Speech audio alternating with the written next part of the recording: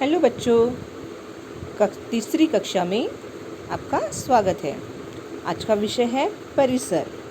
पाठ 1, हमारे आसपास।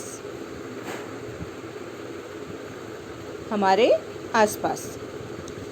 अच्छा बताओ तो बच्चों, आप ये जो फोटो देख रहे हैं, इसमें आप सभी वस्तुओं को पहचानते हैं, पर आपको पता है ये वस्तुएं कैसे बनाई जाती हैं? इसका उपयोग कहाँ होता है? तो चलो हम एक एक करके देखते हैं। पहला है बैट। जो बैट है ये बनाया जाता है लकड़ी से और इसका उपयोग किया जाता है क्रिकेट खेलने के लिए। दूसरा चित्र कप है। कप चीनी मिट्टी से बनाया जाता है और इसका उपयोग चाय पीने के लिए किया जाता है। तीसरा चित्र है धागे का बंडल। तो जो धागा है वह कपास से बनाया जाता है और इसका उपयोग सिलाई काम के लिए किया जाता है। अगला चित्र है मटका। तो बच्चों, ये मटका जो है ये मिट्टी से बनाया जाता है और इसका उपयोग पानी भरने के लिए किया जाता है। अभी आगे के चित्र देखिए। इस चित्र की वस्तुएं भी आप पहचानते हैं, है ना? ये कहाँ से मिलती हैं और इन वस्तुओं का क्या उपयोग है, ये आप मुझे बताएंगे। तो आप सोचिए। आसपास दृष्टि डालें। आगे बच्चों ये चित्र ध्यान से देखिए। इस चित्र में परिसर से संबंधित अनेक वस्तुएं हैं, जिसमें मिट्टी, पत्थर, रोड़े, नदी नाले, ताल तलैया, हवा, पहाड़ियाँ, टीले, जंगल, खेत, घर, सड़कें, उजड़ी पथरीली भूमि और विभिन्न प्राणी, विभिन्न प्रकार के वृक्ष, झाड़ियाँ तथा लता। इन सब से हमारा परिसर सुसज्जित है। हम भी इस परिसर के एक भाग है। आगे देखेंगे गौरैया और पत्थर, इसकी हम तुलना करेंगे। तो बच्चों, पत्थर जो है जहाँ है वहीं पड़ा रहता है। जब उसे कोई उठाकर हटाता है तभी उसका स्थान बदलता है। पत्थर कुछ खाता भी नहीं है, इसलिए इसकी वृद्धि नहीं होती, ये बड़ा नहीं होता। पत्थर के बच्चे भी नहीं होते हैं। परंतु इसके विपरीत जब हम गौरैया को देखेंगे तो गौरैया घोंसले बनाती हैं। गौरैया स्वयं इधर से उधर घूमती हैं। गौरैया कीड़े, अनाज के दाने खाती हैं। दाना खाने के बाद गौरैया की वृद्धि भी होती है। गौरैया घोंसले में अंडे देती है और उन अंडों से चूजे बाहर आते हैं। गौरैया अपने चूजों का ध्यान भी रखती है। तो इससे हमें क्या अंतर पता चलता है? हाँ, यही कि जो पत्थर है वो निर्जीव है और गौरैया जो है वो सजीव है। अभी हम देखेंगे हमारे आसपास की वस्तुएं, सजीव, निर्जीव। इसके दो भाग हैं। सजीव के दो भाग हैं, एक है प्राणी और वनस्पति। तो अभी हम देखेंगे सजीवों के क्या लक्षण होते हैं। सजीवों को भोजन की आवश्यकता होती है। सजीवों की वृद्धि होती है। सजीव अपने जैसे नवीन सजीव तैयार करते हैं। सब्जियों में गतिशीलता, हलचल पाई जाती है।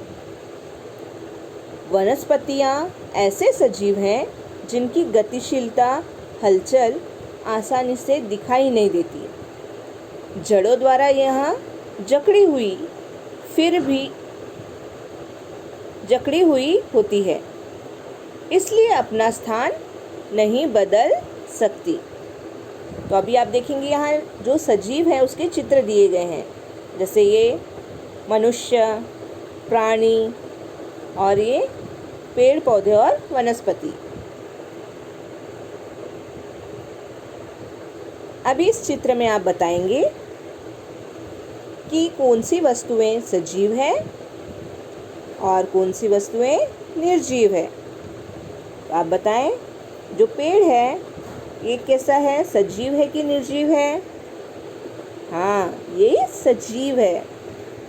जो खरगोश है वो सजीव है कि निर्जीव है? सजीव है। जो मेंढक है वो सजीव है कि निर्जीव है?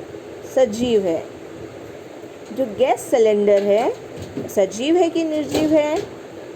निर्जीव है। जो ग्लास है वो सजीव है कि निर्जीव है? निर्जीव है।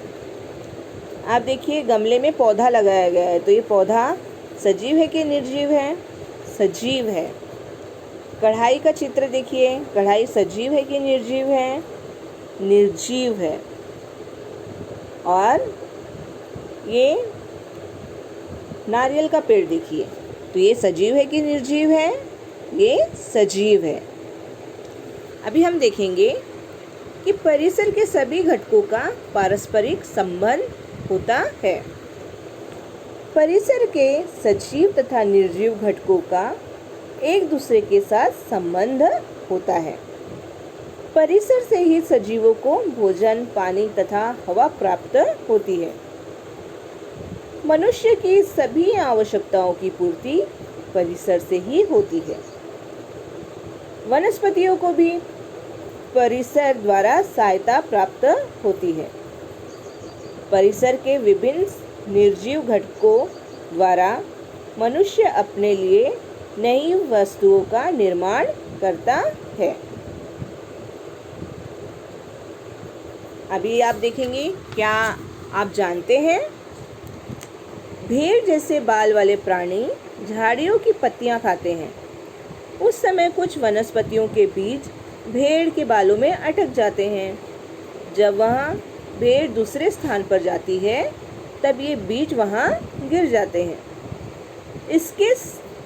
इससे दूसरे स्थानों पर वनस्पतियों के नवीन पौधे तैयार होने में सहायता होती है। इसका अर्थ यह है कि प्राणी तथा वनस्पतियाँ एक दूसरे की सहायता करते हैं। अब इस पाठ में हमने क्या सीखा, तो हम ध्यान देंगे।